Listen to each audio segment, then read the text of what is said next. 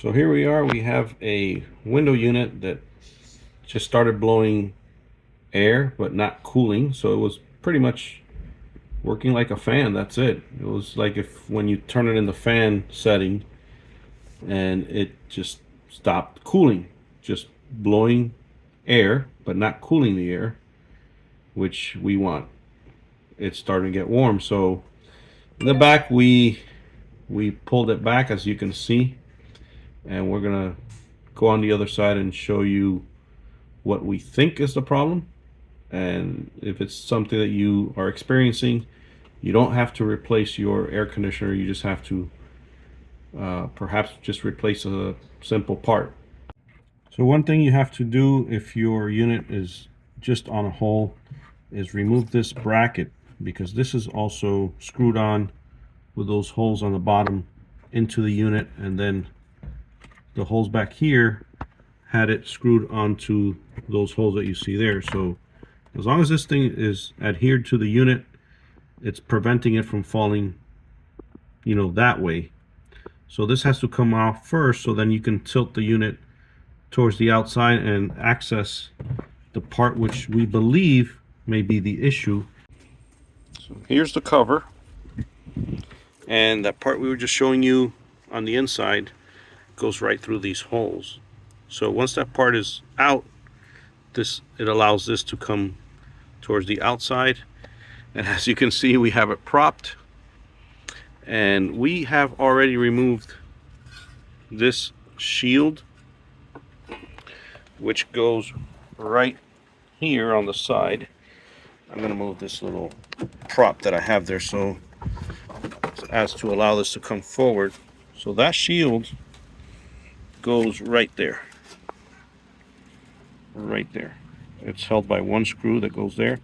Shield comes out, and then in that opening is the capacitor. And here it is. Now, I don't recommend that you just start taking out your capacitor and thinking, oh, I can do this, without first taking a picture of how the wires go into these connectors. You have different labeling on your capacitor, and you're going to have your Herm right there, and you're going to have right here fan. So you want to make sure that the wires go into the right connector and then back in there. So make sure you take a picture of it. We did. We're going to actually put it up for you so you can see how we did it, and we're just going to put it back the same way.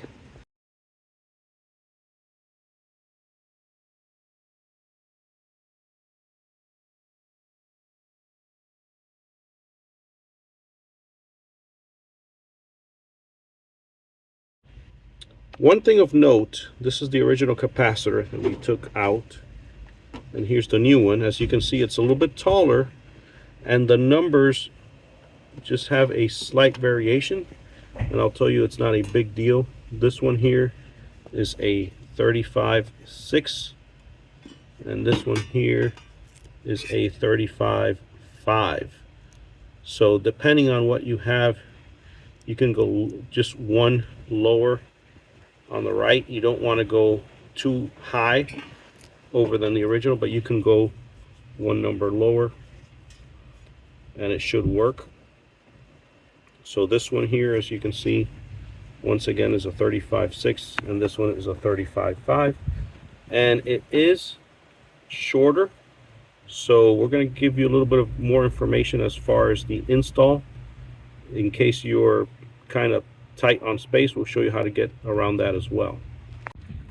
So there's a cylinder where it's going to go into, and if you notice around the back, there are some tabs that go in a little bit, and all you have to do is pop those tabs a little bit outward, just like you see we did on the one in the back and the one back there as well, and this one. We just kind of open them up a little bit so as to let the capacitor slide in maybe another 1/2 inch or 5/8 of an inch, and it'll still work. So now we're going to go ahead and start wiring it the way it was when we got it. Alright, so we have our wiring already in place, same way it was when we took the wires out of the old capacitor. As you can see, this one is a new one. So now we're gonna get it in that cylinder, get this little cover back on. I guess it's a weatherproof cover in there, and turn it on and see if it starts cooling. We'll see. It's in there, and as we mentioned, we pulled these tabs a little bit just to allow it to slide a little bit further on this side.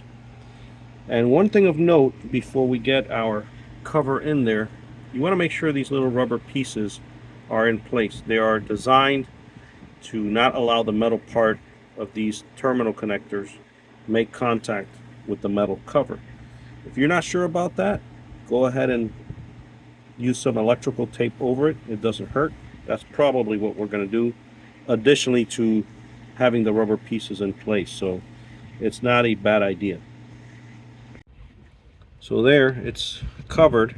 It's like an additional safety step. Now let's get the metal cover on there. And if you want, this would be a good time to get some of those Clorox cleaning wipes and just wipe it down before you get it in there. But as you can see, the cover is already in place, so we're just going to do a little bit of cleaning and we'll soon start checking, make sure it works. Okay, we still would have to put that cover that we showed you, and then of course use some spray foam on the other side, but we went ahead and turned on the air conditioner, and we're going to take a reading.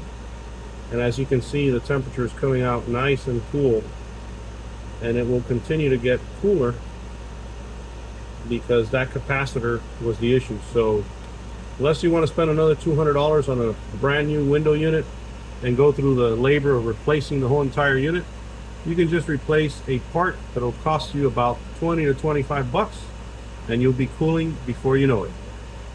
And as you can see here, we got the lip already, got the screws on.